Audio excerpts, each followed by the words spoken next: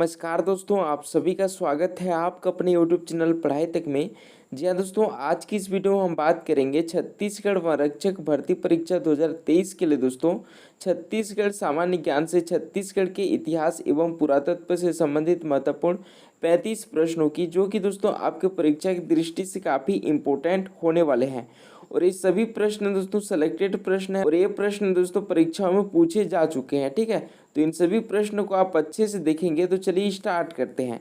तो आज का हमारा सबसे पहला प्रश्न है, छत्तीसगढ़ के किस क्षेत्र को वनों का दंडकारण्य कहा जाता है। जी हाँ दोस्तों, छत्तीसगढ़ के किस क्षेत्र को वनों का दंडकारण्य कहते हैं। तो ये हमारा उत्तर हो जाएगा दोस्तों बस्तर जिला। ठीक है, तो बस्तर जो क्षेत्र होते हैं उसको वनों का दंडकारण्य कहा जाता है। तो ऑप्शन ए हमारा सही उत्तर हो जाएगा।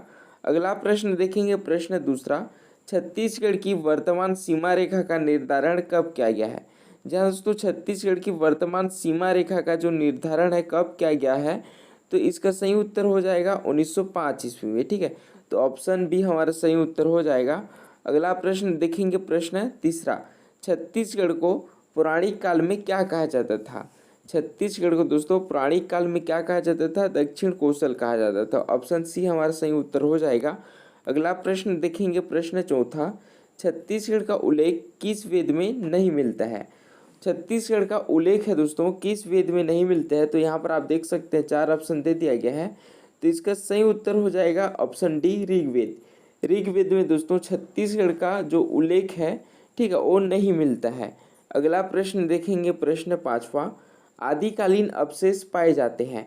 ठीक है, आदिकालीन अवशेष पाए जाते हैं तो ये कहाँ पर पाए जाते हैं दोस्तों, ये पाया जाता है हमारा काबरा पहाड़ में। तो ऑप्शन डी हमारा सही उत्तर हो जाएगा, काबरा पहाड़ में। ठीक है, अगला प्रश्न देखेंगे, प्रश्न छठवां, महाकांतर की पहचान किस क्षेत्र से की जाती है।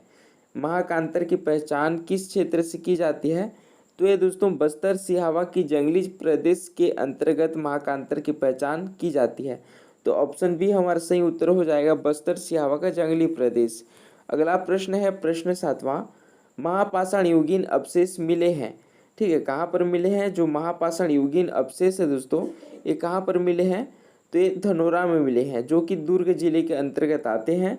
तो ऑप्शन डी हमारा सही उत्तर हो जाएगा। अगला प्रश्न देखेंगे, प्रश्न आठवां, रतनपुर राज के नाम से यह क्षेत्र कब से जाना जाता था। जी हाँ दोस्तों, जो रतनपुर राज के नाम से कौन सा क्षेत्र है जो कि पहले से जाना जाता था। ठीक है, तो ये हमारे कौन से काल से जाना जाता था दोस्तों, मुगल काल से। तो इसी कारण हमारा सही उत्तर हो जाएगा ऑप्शन बी, मुगल काल। अगला प्रश्न देखेंगे, प्रश्न नौवां, छत्तीसगढ़ में सन 1854 में कौन सा काल प्रारंभ हुआ। जी हाँ दोस्तों, छत्तीसगढ़ में सन 1854 में कौन सा काल प्रारंभ हुआ। तो ये हमारा सही उत्तर हो जाएगा दोस्तों, ब्रिटिश काल। तो ऑप्शन सी हमारा सही उत्तर हो जाएगा। अगला प्रश्न देखेंगे, प्रश्न 10वां, चित्रोत्पला किस नदी का प्राचीन नाम है। जो चित्रोत्पला है दोस्तों वो किस नदी का प्राचीन नाम है। तो इसका सही उत्तर हो जाएगा ऑप्शन ए, महानदी।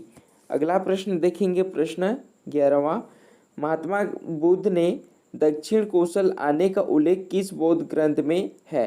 ठीक है, जो महात्मा बुद्ध है दोस्तों उनका दक्षिण कोसल आने का किस बौद्ध ग्रंथ में उल्लेखित है। तो इसका सही उत्तर हो जाएगा ऑप्शन बी, अवदान शतक में। ठीक है, जो अवदान शतक है दोस्तों उसमें महात्मा बुद्ध के दक्षिण कोसल आने का उल्लेख दिया गया है। अगला प्रश्न देखेंगे, प्रश्न 12वां, अशोक यानी कि जो मौर्य सम्राट है उनका कोटाडोल सिंह स्तंभ है। ठीक है, जो कोटाडोल स्तंभ है दोस्तों वो हमारा कौन सा है, कोरिया है। तो इसी कारण ऑप्शन बी हमारा सही उत्तर हो जाएगा। अगला प्रश्न देखेंगे, प्रश्न 13वां, चीनी यात्री हेनसोंग सिरपुर कब आया था। जो चीनी यात्री हेनसोंग है दोस्तों वो सिरपुर कब आया था। तो ये आया था 639 ईस्वी में। ऑप्शन सी हमारा सही उत्तर हो जाएगा। अगला प्रश्न देखेंगे, प्रश्न 14वां, कलचुरी साम्राज्य की स्थापना कब हुई थी। ठीक है, जो कलचुरी साम्राज्य है उसकी स्थापना कब किया गया था। तो इसका सही उत्तर हो जाएगा ऑप्शन ए, 1000 ईस्वी में।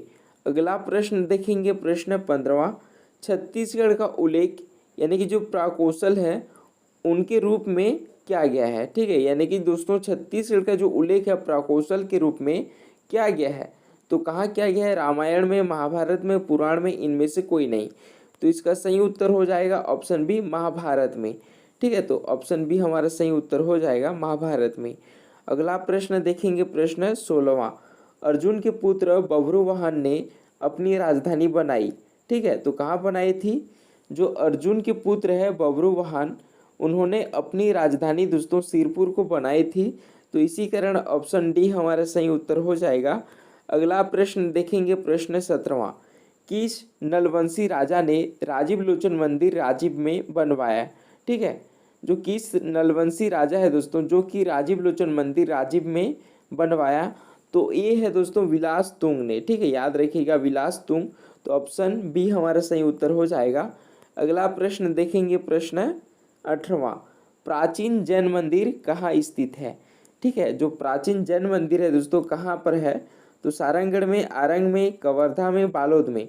जी हाँ दोस्तों, प्राचीन जो जैन मंदिर है वो हमारा आरंग में है। तो इसी कारण ऑप्शन बी हमारा सही उत्तर हो जाएगा। अगला प्रश्न देखेंगे, प्रश्न 19वां। 1000 वर्ष पुराना भोरमदेव शिवालय कहाँ पर स्थित है। ठीक है, जो 1000 वर्ष पुराना भोरमदेव जो मंदिर है, जो शिवालय है दोस्तों, वो कहाँ पर है, वो है कवर्धा के अंतर्गत आते हैं। तो ऑप्शन ए हमारा सही उत्तर हो जाएगा, कवर्धा में। ठीक है, अगला प्रश्न देखेंगे, प्रश्न 20वां। मेघदूत में उल्लेखित रामगिरी कहाँ पर है। ठीक है, जो रामगिरी है दोस्तों जो कि मेघदूत में उल्लेखित किया गया है, तो कहाँ पर है ये, इस सरगुजा के अंतर्गत आते हैं। तो ऑप्शन बी हमारा सही उत्तर हो जाएगा, सरगुजा। अगला प्रश्न देखेंगे, प्रश्न 21। छत्तीसगढ़ की पुरानी राजधानी कौन सी है। ठीक है, तो यहाँ पर आप देख सकते हैं तुमान, रतनपुर, सिरपुर और इन तीनों। ठीक है, तो जो छत्तीसगढ़ की पुरानी राजधानी थी दोस्तों, तुमान भी थी, रतनपुर भी थी, सिरपुर भी थी। तो इसी कारण ऑप्शन डी हमारा सही उत्तर हो जाएगा, तीनों। अगला प्रश्न देखेंगे, प्रश्न 22। छत्तीसगढ़ की राजधानी है। ठीक है, तो छत्तीसगढ़ की राजधानी है दोस्तों, ये प्रश्न आप सभी को अच्छे से पता होगा कि छत्तीसगढ़ की जो राजधानी है दोस्तों वो कौन सी है, रायपुर है। ठीक है, अगला प्रश्न देखेंगे, प्रश्न 23वां। महात्मा गांधी की छत्तीसगढ़ यात्रा हुई थी। जी हाँ दोस्तों, महात्मा गांधी की छत्तीसगढ़ यात्रा कब से कब तक हुई थी। ठीक है, तो एक बार दोस्तों 1920 एवं 1933 में, इन दो बार दोस्तों महात्मा गांधी की छत्तीसगढ़ यात्रा हुई थी, 1920 एवं 1933 में। तो ऑप्शन ए हमारा सही उत्तर हो जाएगा। अगला प्रश्न देखेंगे, प्रश्न 24। भगवान राम का ननिहाल माना जाता है। जी हाँ दोस्तों, भगवान राम का ननिहाल माना जाता है किसको, उत्तर प्रदेश, छत्तीसगढ़, उत्तरांचल और मध्य प्रदेश। तो इसका सही उत्तर हो जाएगा ऑप्शन बी, छत्तीसगढ़ को। छत्तीसगढ़ को भगवान राम का ननिहाल के रूप में माना जाता है। अगला प्रश्न देखेंगे, प्रश्न 25। ठीक है, जो कि दोस्तों आपके परीक्षा की दृष्टि सभी प्रश्न बहुत ही इम्पोर्टेंट है और इन सभी प्रश्न को आप अच्छे से देखेंगे। ठीक है, तो 25वां प्रश्न है, किस किले को छत्तीसगढ़ का चित्तौड़गढ़ कहा जाता है। ठीक है, तो यहाँ पर आप देख सकते हैं फिंगेश्वर, लाफागढ़, रामगढ़, विजयपुर। दोस्तों छत्तीसगढ़ में जो लाफागढ़ है उनको छत्तीसगढ़ का चित्तौड़गढ़ के रूप में भी जाना जाता है। तो ऑप्शन बी हमारा सही उत्तर हो जाएगा, लाफागढ़। अगला प्रश्न देखेंगे, प्रश्न 26। भूमकाल विद्रोह के नायक थे। जो भूमकाल विद्रोह के नायक थे दोस्तों वो थे हमारा वीर गुंडाधुर। तो ऑप्शन बी हमारा सही उत्तर हो जाएगा, वीर गुंडाधुर। अगला प्रश्न है, प्रश्न 27। राजा चक्रधर सिंह का संबंध किस रियासत से था। ठीक है, तो यहाँ पर आपके सामने 4 ऑप्शन दे दिया गया है, सरगुजा, सारंगगढ़, रायगढ़ और चित्तौड़गढ़। जी हाँ दोस्तों, जो राजा चक्रधर सिंह का संबंध है वो रायगढ़ रियासत के अंतर्गत आता है। तो इसी कारण ऑप्शन सी हमारा सही उत्तर हो जाएगा, रायगढ़। अगला प्रश्न देखेंगे, प्रश्न 28। शहीद वीर नारायण सिंह की जमींदारी थी। जो शहीद वीर नारायण सिंह की जो जमींदारी थी दोस्तों वो कहाँ पर थी, सोनाखान में थी। ठीक है, तो इसी कारण ऑप्शन सी हमारा सही उत्तर हो जाएगा, सोनाखान। अगला प्रश्न देखेंगे, प्रश्न 29। शहीद गेंद सिंह की जमींदारी कहाँ पर थी। जो गेंद सिंह है दोस्तों उनका जो जमींदारी थी वो थी हमारा परलकोट में। ठीक है, याद रखिएगा परलकोट में। तो ऑप्शन ए हमारा सही उत्तर हो जाएगा। अगला प्रश्न देखेंगे, प्रश्न 30। 1947 में स्थित छत्तीसगढ़ में कितनी रियासतें थी। ठीक है, जो 1947 है दोस्तों, उसमें स्थित छत्तीसगढ़ में दोस्तों 14 रियासतें थे। ठीक है, याद रखिएगा 14 रियासतें। तो इसी कारण ऑप्शन ए हमारा सही उत्तर हो जाएगा। अगला प्रश्न देखेंगे, प्रश्न 31। मिनी माता का वास्तविक नाम क्या था?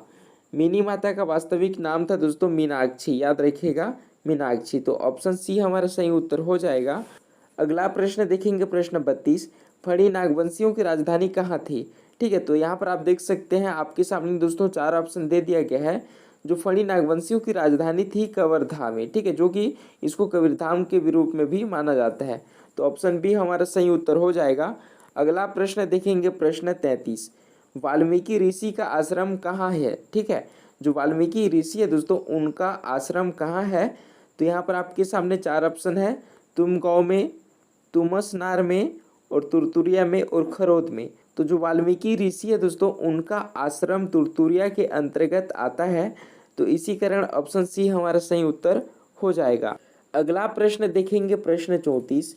वाणासुर की राजधानी किस नगरी को कहा जाता है? जी हाँ दोस्तों, वाणासुर की जो राजधानी है वो किस नगरी को कहा जाता है? तो आपके सामने 4 ऑप्शन है, सिरपुर, बारसूर, कवर्धा और रतनपुर। जी हाँ दोस्तों, वाणासुर की राजधानी है वो वारसूर को कहा जाता है। तो इसी कारण ऑप्शन बी हमारा सही उत्तर हो जाएगा। अगला प्रश्न देखेंगे, प्रश्न 35।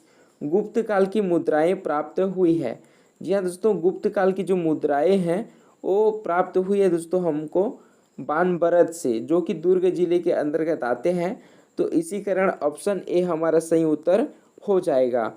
ये रहा दोस्तों आपके छत्तीसगढ़ वन रक्षक भर्ती परीक्षा 2023 से संबंधित छत्तीसगढ़ के सामान्य ज्ञान की दोस्तों छत्तीसगढ़ के इतिहास एवं पुरातत्व से संबंधित जो कि पहला भाग है। हम दोस्तों दूसरे भाग एवं तीसरे भाग में इसके पूरे जो प्रश्न है उसको कवर करने वाले हैं। ठीक है, तो अगर दोस्तों आप हमारे इस चैनल पर पहली बार आए हैं तो चैनल को सब्सक्राइब कर दें एवं बेल आइकन कॉल पर प्रेस कर दें। मिलते हैं अगले वीडियो में।